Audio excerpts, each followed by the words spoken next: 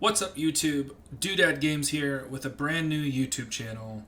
This is my first video of hopefully many if you guys like the content, and probably even if you don't, I still plan on making these. The goal is just because I've been learning Unreal Engine 4, the C++ aspect of it, and while I was learning, the C++ content out there is pretty scarce and old. Some of the most recent C++ tutorials that you can find are almost a year old or older. So I just wanted to try and help put more of the content out there. Mine probably won't be better, maybe the same, I don't know. I plan on approaching it a little differently. I don't plan on typing the stuff out while you guys watch. In my opinion, that's not always super helpful. You guys know how to type, I assume, and you guys don't need to see me misplacing a semicolon and not finding it for 10 minutes. So I plan on just explaining the code more so than you watching me code it. And the first few videos may seem pretty basic if you're not super new to Unreal, but I know that when I was learning that this stuff would have been much appreciated, so I just want to try and help someone else out.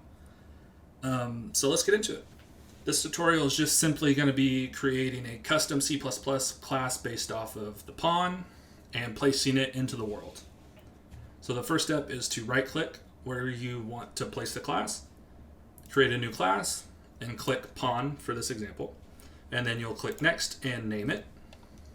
I already have mine, so I don't need to do that. And then in mypawn.h, all of this stuff will be already there, and all you need to do is add a uStatic mesh component pointer, and for this tutorial I named it visible component, and you want to make it a U property so that you can edit it in the details panel of Unreal Engine, which I will show you momentarily. And then in mypawn.cpp, the first thing we do is set up the root component, and a root component is just the component that defines the transform of the actor. And in Unreal Engine 4, the transform is just the location, the rotation, and scale of it. And every other component that you make has to be attached to the root component in some way, shape, or form. This is creating a little hierarchy that you will see in the details panel. And so you just set it equal to create default subobject, and all this does, it's pretty self-explanatory. It creates a new component or object that you specify here. And in this instance, for the root component, it must be a using component. And then with this text root component, you're just giving it a name. The next step is to create, set up your visible component, which we declared in mypawn.h. And you just do the same thing, create default subobject. But in this case, it's a uStatic mesh component, not a using component. And a static mesh component is just a piece of geometry that consists of a static set of polygons. And the using component, I didn't really explain that. I just explained what the root component is, but they're very similar. A scene component has a transform and so supports attachment. It doesn't render, or there's no collision capabilities. And then the final step is just to do visible component, arrow, set up attachment, root component. So this is saying that this is being attached to the root component.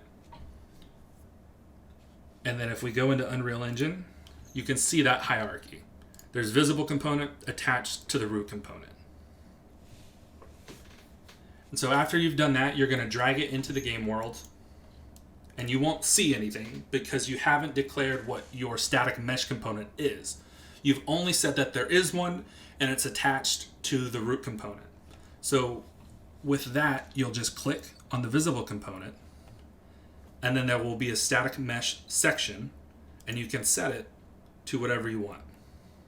Let's do this shaped pipe. And now if you just immediately went to move it with the visible component selected, you could do that, but it will stray away from where the origin of the object actually is, because you just moved the visible component. So if you undo that, and you don't want to do it to the root component, because if you see, you're not moving anything. You only want to move it when you have the instance of the object selected. That'll keep everything together, and the origin will stay where it's supposed to be. And there is a way to right-click and create a blueprint instance of your C++ class, but since this is a C++ oriented sort of tutorial video, I won't go into that, since you can do everything you need in the details section right here. And that will be the end of this one. The next tutorial will probably be setting up a camera, attaching it to this object, and then after that, attaching a spring arm and the camera to the spring arm for some more features. And if you have any suggestions or requests, please let me know. I have no problem making a video over specific something you're trying to learn. But with that, I will see you next time. Thanks.